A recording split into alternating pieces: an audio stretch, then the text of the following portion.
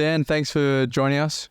Appreciate you being here. We're glad we got to tee this up and our schedules aligned for a few days. Glad we ran into each other. Yeah. Tell that story. Well, yeah. So we were just jogging along the beautiful beaches of Sydney, and it was me and Tom running in the evening, and Tommy happened to spot you out running the other way with your brother, and said hello, and there you go. Yeah.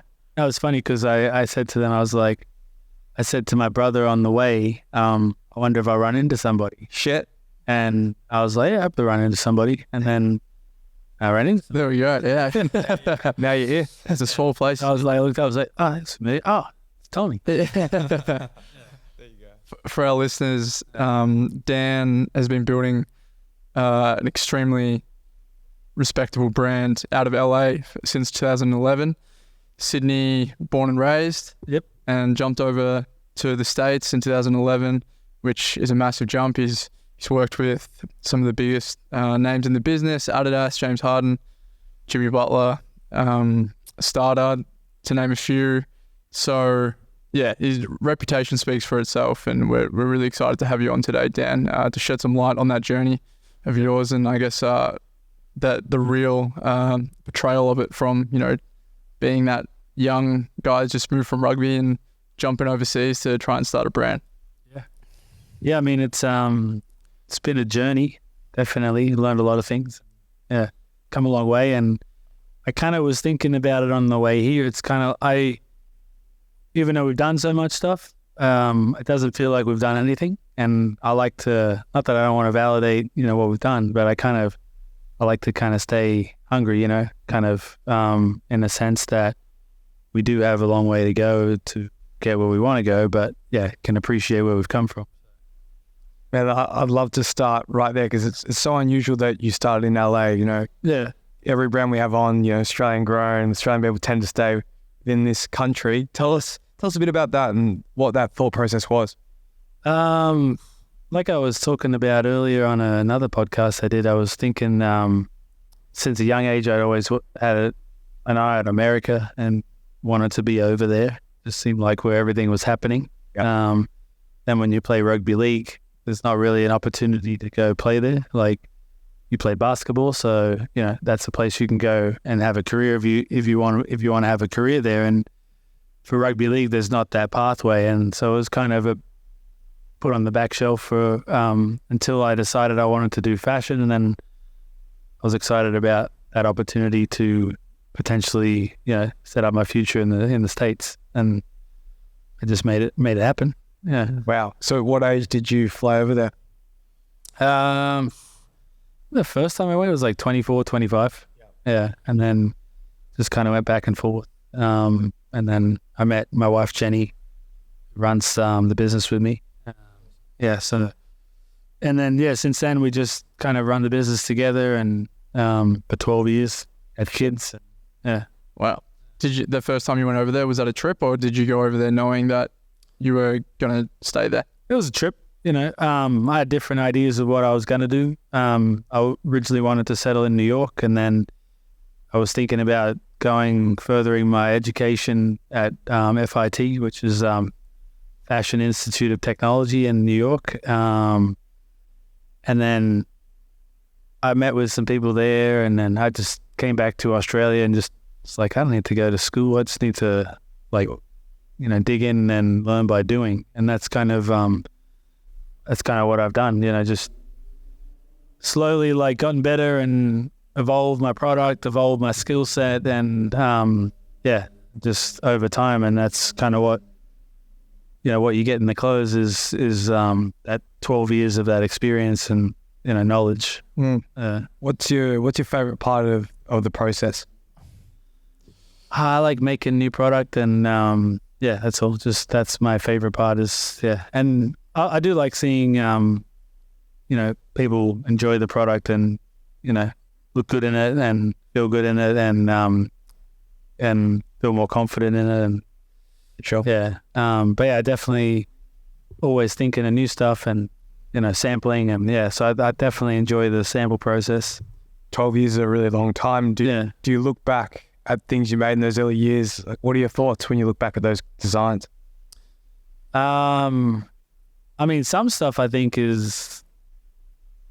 I appreciate all of it, but some stuff I look back and be like, yeah, that was crap, and this was good, this is crap. And then, but different times you appreciate it. Like, a lot of customers of mine from the early days complain that we can't get the older stuff, so I'm just like, and for me, I'd already moved on, but then lately I've been more thinking about, like, I do actually appreciate that older stuff, so let me dive into that archive and bring some of it back and kind of provide an opportunity for the customers to get a hold of that stuff we did in the early days. And so that's kind of what we've been doing, like a little bit of, like, on the side. Nice. Yeah, so, but yeah, I kind of appreciate it all where it started and, the evolution and, yeah.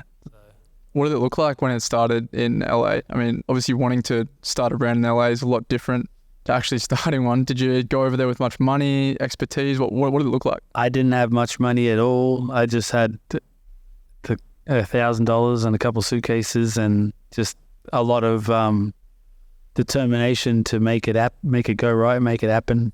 Because I didn't really have a choice. I mean, I could always fail and come back to Australia, and but it's just never really. I didn't really see it as an option. So it was like there wasn't really a plan B. I know that's a cliche thing. It's like, but it was literally like that. It was like, well, I gotta make this happen. I gotta I gotta work out a visa. I gotta work out how to pay rent. I gotta work out how to eat. And then on top of that, work out how to make clothes. Like, find new people to make them. And I mean, that's. You look back then, you'd be like, you'd wish where you are now, but then you kind of like, but then now you look back and you're like, oh wow, that was kind of, you were really out on the edge living. Yeah. Even though it's uncomfortable. Yeah. Tell us about that version of you that's door knocking. Like, how relentless are you? Like, what are you saying to these people to sign, sell Daniel Patrick to them? I don't know. They seem to like it, so I don't know. And then, I got some orders for it, and then I had a hard time working out the finances to deliver it. So then I remember one store that I sold in that basically I put it in, I got their order, and then, it was really late on delivering because I didn't have any money to produce. Finally got it produced, delivered it to the store, and the lady was like, he was such a nice guy that I just, like, even though it was so late, I just took it. And then we were just moving units and like at that store. And she would tell me the story. She's like, how she was thinking when I brought it in so late. She was like, oh, but you were so nice. So I just, I just did it, and then it sold really well. And then every week we'd get a check, and, it was, yeah. So that was kind of when we started to have a business, Yeah. Sure. This is all before social media, or? This is around the time social media started, because Instagram started like 2012. And so that was like a helpful tool to, like, especially back then. Like, now it's like you got to pay to play. Even with your own followers, they kind of hold you back. So, but yeah, now it's, back then it was like you saw everything, you posted it, all your followers saw it chronologically. So good old days. What did it look like from a manufacturing perspective back then? Did you make samples? All your stuff's in LA? Yeah. Being made in LA at the time? I started off with a full package company in LA that did, everything. Yep. They were obviously a little bit more expensive. So I didn't have the money. So I basically just, instead of them doing everything, I'll do everything. So I found my own cutter, I found sewer, I found dye house, fabric place, and I did it all myself and ran it all around, and still do it. Like, I don't do it as much as back then, but I have it because I guess I have a more streamlined setup now, but I still am hands on with all those parts.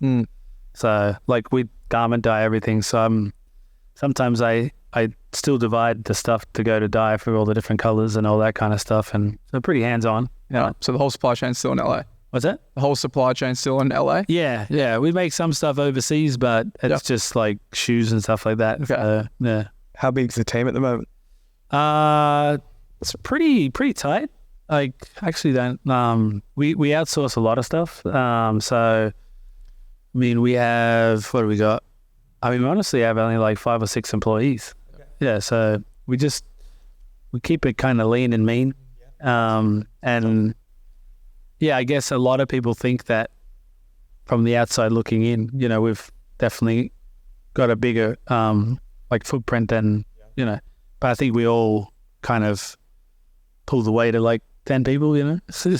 Yeah, so it's what's needed. Yeah. Obviously, America is the mecca of streetwear, and it's very big in their sporting culture. It's extremely saturated. What was, for you coming in, your point of difference, I guess maybe other than being Australian, what was your point of difference that you saw in the industry? From my own product? For Daniel Patrick. I mean, I felt like I had a point of view, and it was still developing that point of view in the beginning. You know, you have what you like and you take from what you like, and then you kind of start with that, and then over time you develop your own voice within that. You know, you still have your own voice in the beginning, but when I started, it was, I guess, an indication of the time. It was kind of dark and drapey, a little bit more Rick Owens type back then, and then just over time it evolved into a little bit more sport style, and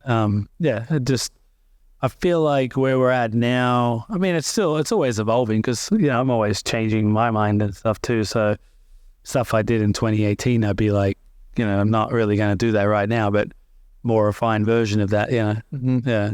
Designing for you, like what you like, is that sort of your main inspiration? Or yeah, I mean, I still make stuff I want to wear. Yeah. So yeah, that's kind of, if I can't, I mean, I still think of what the customer's going to want too, and take that feedback as well. But ultimately, I have the final say on what we make. But like I said, if customers want a Daniel Patrick t-shirt from 2012, that's a different cut and fit, you know, that's what they want, you know. So it's still Daniel Patrick. It's, yeah, it may not be the same stuff we're doing now, but it has the DNA of what we're doing now is still in that t-shirt, and vice versa. Talk us through the growth. You started it in 2011. When was the first, or maybe the first moment where you're like, wow, this can actually, you know, scale and be a mainstay streetwear brand, you know, not only in LA, in the world?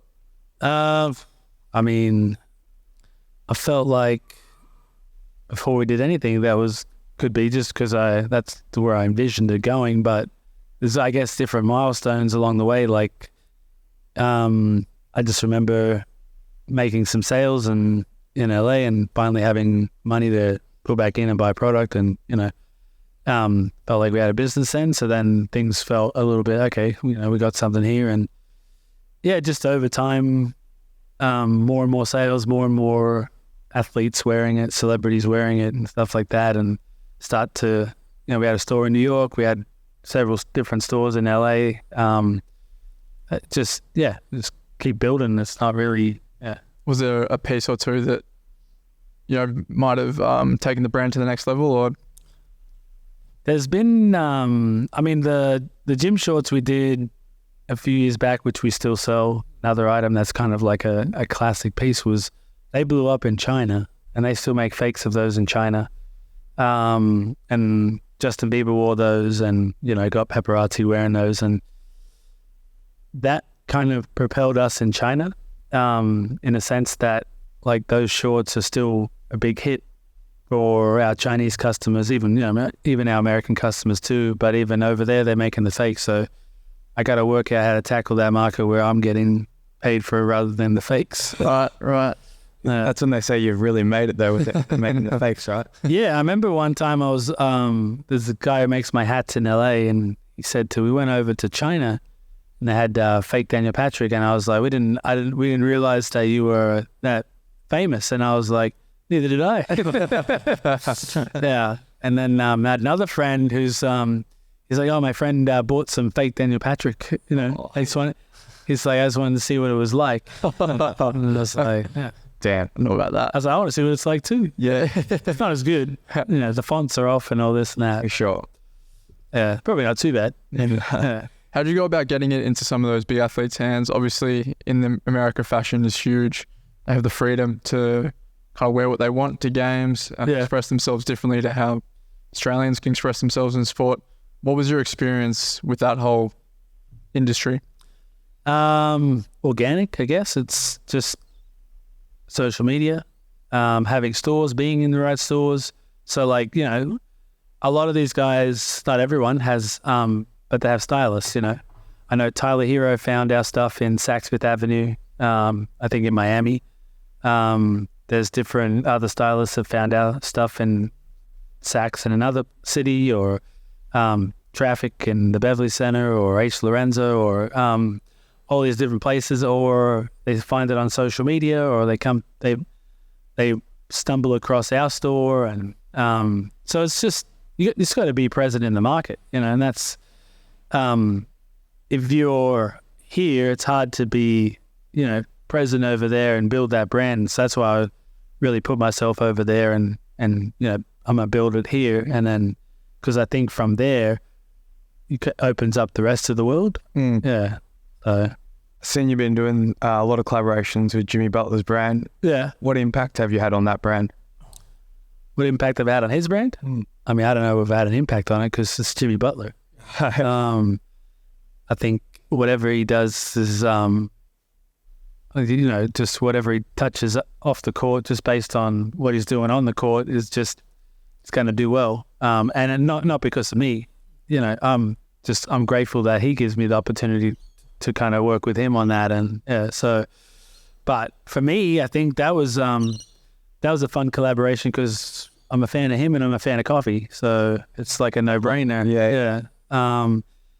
Yeah, but that stuff came out good. That stuff sold really well. So yeah, it's definitely a good collaboration. He's obviously setting the world on fire right now. What's he like as a person? Oh, he's a gentleman. Yeah, I think very humble guy, but confident, you know. Yeah. And I think he's got the perfect balance of humility and ego, in that sense that he knows he's the guy, but he's also he also kind of sheds a light on his teammates as well, because they're an important part of the journey, and he understands that. But just the experiences I've had with him, he's always just been so welcoming, even to my kids. We went to a game in Miami. We didn't have tickets. This was during COVID, and I said, I'm coming to the game. We went to Lids, and I bought my son a Jimmy Butler jersey. I texted him a picture.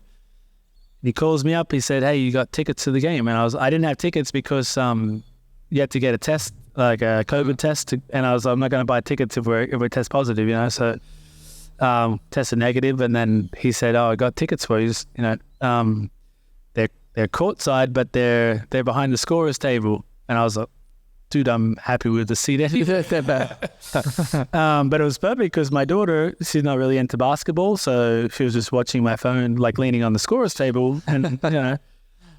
But it's pretty much like, yeah, I think that was better for us, you know, to be on that. And after the game, took us back. He gave my son a signed jersey, gave my daughter a signed pair of shoes, and yeah, and even thanked me for the opportunity to spend time with my kids. And I'm like, you know, it's like, dude, you know, you didn't have to thank me. We're thanking you, you know. How does a collaboration like that come about? I just texted him. I was like, "Hey, you want to do a collab?" You know, and I think it was perfect because he'd spoken about doing a collab before, but we weren't able to. And then, you know, now he's got big face, and it just gives us an opportunity to give that a platform and work together. You know? Back to your store. So are you working in the store on Melrose, or what's that like? Yeah, I work in the store from time to time. Yeah.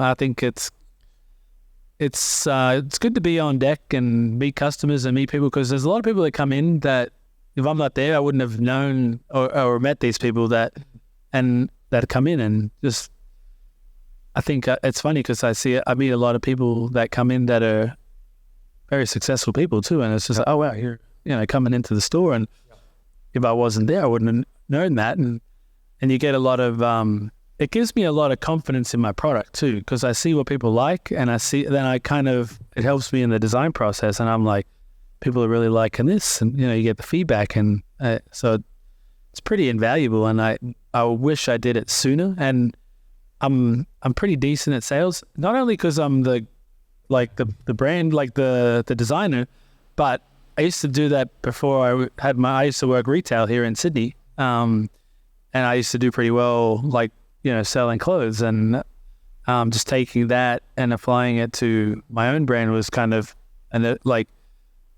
never really thought about doing it, but my wife kind of pushed me along to that. Yeah. So yeah. You have another store in downtown LA, is it? No, we used to have a store in downtown, but we have our manufacturing down there. Okay. Yeah. So we have a store in Melrose right now. We're moving it to the Beverly Center. I'm not sure if you're familiar with. Yeah, vaguely. Yeah. Yeah. So, yeah. How would you say the clientele and just the general atmosphere differs from LA to Sydney? I don't know. I think I've really had a store here in sense to know, but I know there's a lot of successful people here. But like I said, there's a lot of people that come in there that are just unassuming people that are, wow, this person's a music producer, or this person's Brent Street Studios, the guy who owns that comes in. We get a lot of Australians that come in there, and it's I feel like it's one of their stops on the trip, and That's cool. and it's funny because some come in there that don't even know that I'm Australian, or some do, some don't. Yeah. But no, it's cool. I think it's very cool to have a store because you get that touch point for the brand too, and those customers can come and see and touch and feel it, try it on, get the fit, and then they go back and order online or there. So, do you have aspirations to set up a store here in Sydney, in the hometown?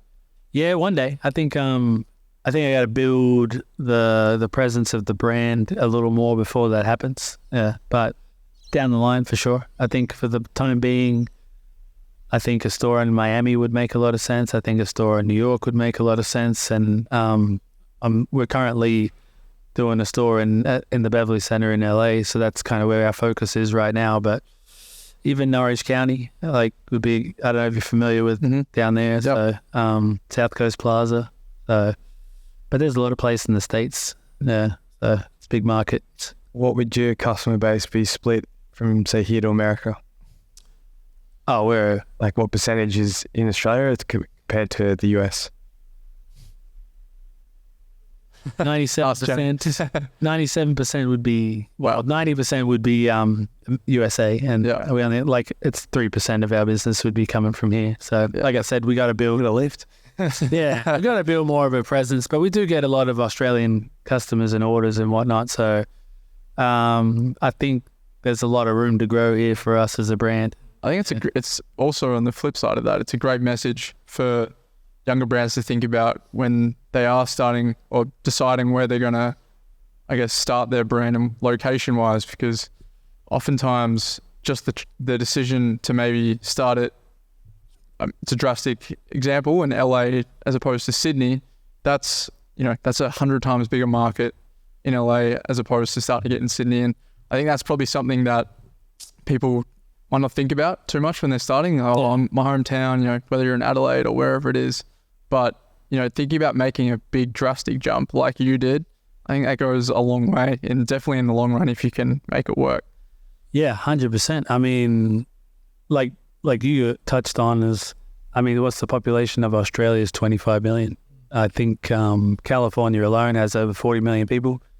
The greater Los Angeles area, I feel like there's at least, I don't even have the right number on it, but I feel like it's 17 million or something. It's just in that, not necessarily in the city, but you have a lot of people there, and it's just, it's a lot more happening. And then you also have the whole entertainment industry, you have all the athletes, you have all that. I just felt like I said, New York was going to be where I wanted to start it, but then it just felt like LA was a better place, and LA's become more of a fashion capital in a sense, not necessarily with our own fashion week, but you got designers like Saint Laurent and Gucci and all that doing runway shows there because of the celebrity presence and all that. And there's a lot of great streetwear brands that are based and coming out of there too. So I think it was the perfect like choice for me as a brand, and and also just that proximity to Australia. And I think the weather and the lifestyle is a little bit better for me too, like in terms of a New York winter and stuff like that. It's not really my cup of tea, but yeah. Facts. We've seen like the Power of League fits on social media over the years. Like, I think there's even that award these days. I'm not sure what's it called again. Like the MVP. About league fits first teams. Yeah. So it's getting serious. But back here in Australia, we're definitely a few years behind. Well, the thing that's hard about Australia is to do that is, I think in America you kind of you're encouraged to be an individual and yourself, and in Australia you're encouraged to be part of the team. And I think both things are very healthy, but there's obviously an imbalance of self-importance, and there's an imbalance of being, unimportant, but the group be more, So it's kind of like you have to kind of balance the two. And I think there could be more individualism in the terms of the players' brands in Australia, and I'd like to see that. It's like a league fits, like you said. But it's how do you do that in a sense, because the players go into the game, even in the English Premier League, you wear all the team gear to the games and stuff like that, and that's all the sponsors want that and all that kind of stuff. But sure. But yeah, I don't know. In the NBA, the NFL, they can wear what they want, and that's kind of like, I don't know. My favorite day of school was Mufti Day, but now my kids go to school every day wearing whatever they want. Wow. Yeah. So, yeah. I know. Do you remember Mufti Day? Is that like casual clothes? Yeah. It's called Mufti Day when I was a kid. Oh yeah. Maybe Sydney and Melbourne. Yeah, maybe different. Mufti said. I have no idea. Like, sounds dope though. Casual clothes sounds like some prison. Muftis. Yeah, that's fine. Sounds like a bunch of Muppets. Nah, but yeah. So it's kind of like, yeah. In school, you wear whatever you want. I guess it's just the culture. Yeah. So how do you kind of break down a culture, because it's ingrained in it in a sense? So yeah, but there's got to be some way to do it. I know people have tried. Yeah. How have you gone about keeping that balance, like with the ego and the team component? I don't really kind of look at myself as having achieved what I have aimed to achieve yet. There's always more to go, and I think if you read comments as well on social media too, that'll knock you down a peg. Nah, but I think if you're aware that what you do well, and you're aware that what you need to work on, you kind of you stay in a good space to kind of produce and get better. And I think that humility keeps you like grounded, and it makes you able to observe where you need to improve. Whereas if you're not so humble, you may not be able to observe where you need to improve, and you won't get any better. And you have to kind of stay on your game in anything. Like if you're an athlete, you can't rest on your laurels. But same with any business that you're in, because someone's just going to go past you, and there's always the next person, and you really have to keep creating and, producing and reinventing. Yeah. What are some of the biggest learnings you've had throughout your career? Biggest learning? Well, I thought it was going to be a lot easier to start a clothing line, and, everyone was just going to wear it, and it's going to be, like, not that we haven't done well, but it's definitely a lot of work, and it's not always glamorous. But I've learned that no matter what obstacle comes, we've always bettered it, and we're still standing. And to be in business for 12 years says a lot. So small feat, 12 years. Yeah, it's a long time, but it doesn't feel like it's taken that long. So we just kind of keep going, really. And what about something glamorous like a collaboration with Adidas and James Harden? On the surface, it looks amazing. Yeah, sure. Yeah. I'm sure, under the covers, it's a little bit different. What does something like that look like? I think, working on something big like that, you're working in the framework of Adidas, and that's they have a lot of rules and regulations and that kind of stuff. And you have obviously a big platform and a big budget to work with them in the sense of what they can do and whatnot. But you're limited in the sense that they have a lot of regulations. Now, if you have your own business, you can do whatever you want, but you're limited in budget, and resources. So it's kind of like a give and take, So the way I kind of approached it was, they have these guidelines. Okay, I'm going to stretch them as far as I can on it, and just go for what I want, and just kind of like approach it like that. And some things we did, we weren't allowed to do, and I was like, well, we can't do that. And it's like, why can't we do that? And then it was kind of weird to me. And then one of the things we wanted to do was the 3 stripes on the shoe, and there was regulation on that. And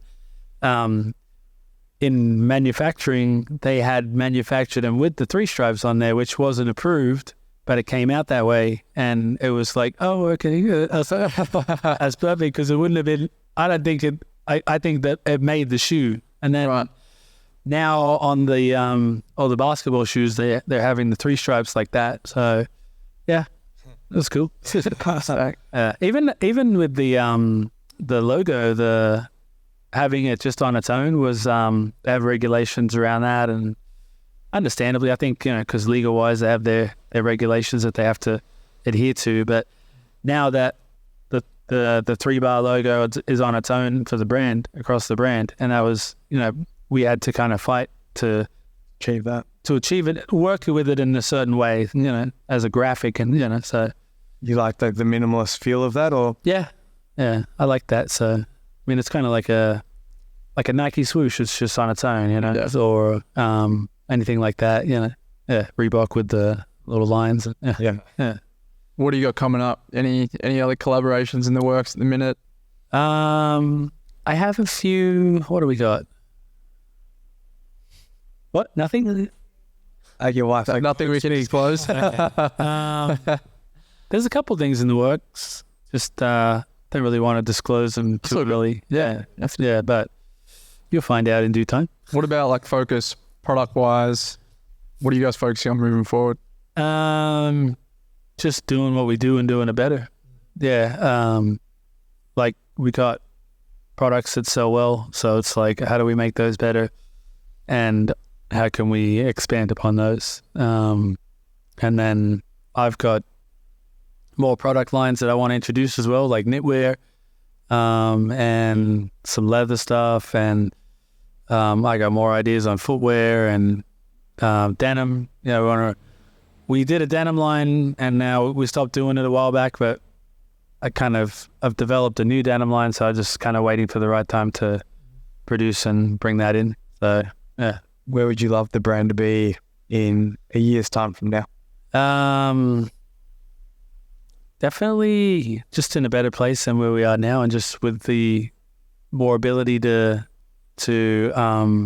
achieve our purpose. And yeah, I think as you grow bigger, it gives you more opportunity to do what you love and do it more. And I was kind of I watched this guy speaking on one of those inspirational things on Instagram, and he said there's with money, like money's not evil, and there's good people and there's bad people, and I think if you give money to a bad person, they'll do bad things with it, but if you give money to good people, they'll do more good things with it. And I think in the sense of my designs, as we grow bigger and we have more ability to do more things, more resources, I'll be able to do more things with it, in terms of more creation, all that kind of stuff. And that's just my analogy on that. Yeah, no.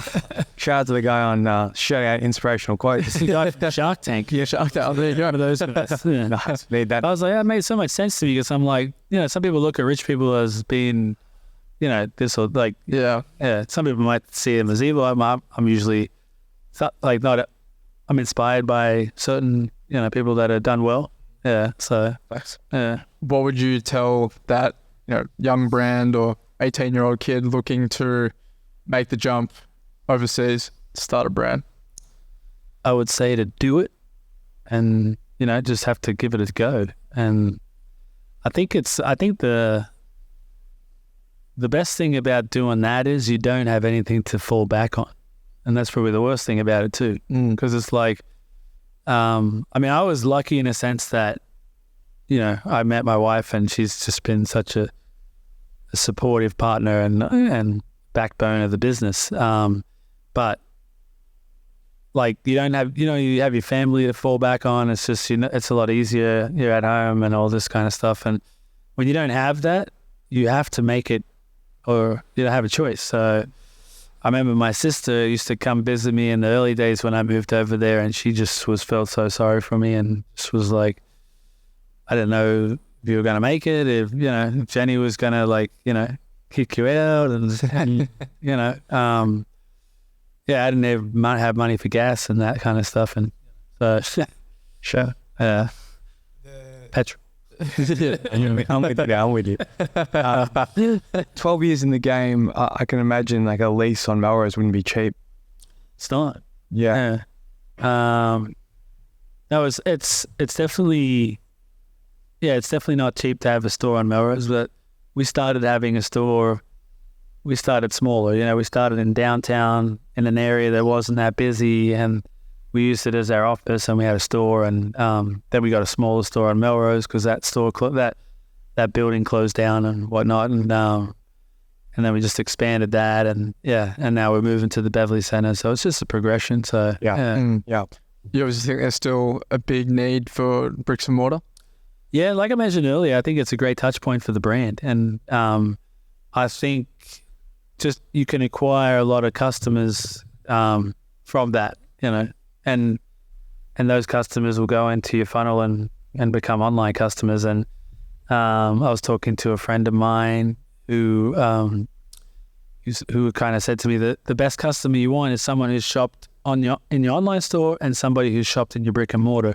That's the customer you want to have. And so having a store where they can do that, then they convert into an online customer. It's just that's the most valuable asset you can have as a company. And so I think having more stores in the right locations, and I think is important for a marketing point, and also pushing online sales, and also just giving you that touch point for the brand. And Interested to your thoughts, Dan, on what you think about Warren Lotus's impact on the industry. I don't really know too much about it, but sorry.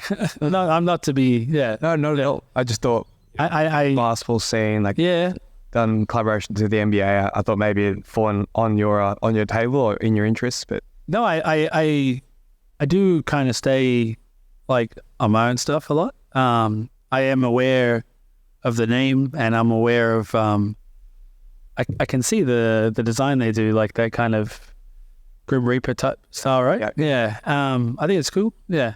So I think there's a lot of people doing some cool stuff out of LA and stuff like that. Is that a conscious decision for you to stay clear on your path and not really take in other inspirations? Do you think that affect your processes, or?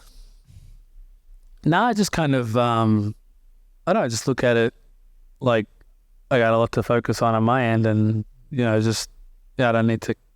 If I start worrying about what everyone else is doing, then I'll get down on myself, and I don't really need to. I just need to kind of focus on what I'm doing and do it better, and that's all. Yeah, that makes sense. I think that's really refreshing. That a lot of people today, with social media and all this information out there, that's really all they do is look for inspiration at others and compare themselves. But that's kind of the common narrative I've found in your story is, for you to just get up by yourself and go to LA and make it happen and not worry about anyone else, and that's, it seems to have created a really strong narrative within Daniel Patrick, and kept you around for 12 years. So and I think for me, if I see someone doing well, like I used to be I guess instead of looking at it as looking at it as like, wow, this person's doing better than me, I'm like, wow, this is possible, you know? You know, it's like that person can make it that far. I can do that too. And this kind of, like in that success standpoint, there's a lot of people doing a lot of things that are successful. And it's like, you don't have to look at those things as like that they're taken away from you, because it's like everyone can win. It's just there's enough out there for everyone. You know, it's like if you have a playlist on your iPad, on your phone. You know, you're not gonna be like, oh yeah, I don't have any room for any new artists. Right. You want new artists, you know. So there's always, and you don't stop listening to the old artists. You add to it, you know. So I think that can be the same with any like passion and any medium. Yeah, I agree. No, man, it's as Jack said, I like to double down on that. It's very refreshing to hear how clear you are on your path and what you're doing. And I think it's only a matter of time do you open up a store here in Sydney. Yeah, I mean, I've looked at it. I've had meetings about it. I don't really feel like it was the right time to pull the trigger just yet. But definitely, you know, look how beautiful this place is. Incredible, man. Yeah. So, and Melbourne's cool too. So yeah, we can't throw Melbourne under the bus just like that. No, where we're from. I mean, Melbourne doesn't have this beauty, but they have a lot of other things going for it. Yeah. Like it's pretty, culture, the sports, the coffee, food, you know, all the C's. Yeah, they got a lot. Yeah. Well, yeah, Dan, I mean, it's a good place to wrap up. I think you've paved the way for a lot of Australian brands, and I'm sure there's lots of people out there that are taking inspiration from what you've done and leaf out of your book. So we thank you for being bold and making that leap all those years ago. And, appreciate you having me here. Yeah, it's been great to have you on. Yeah. Thanks, man. Yeah. Appreciate it.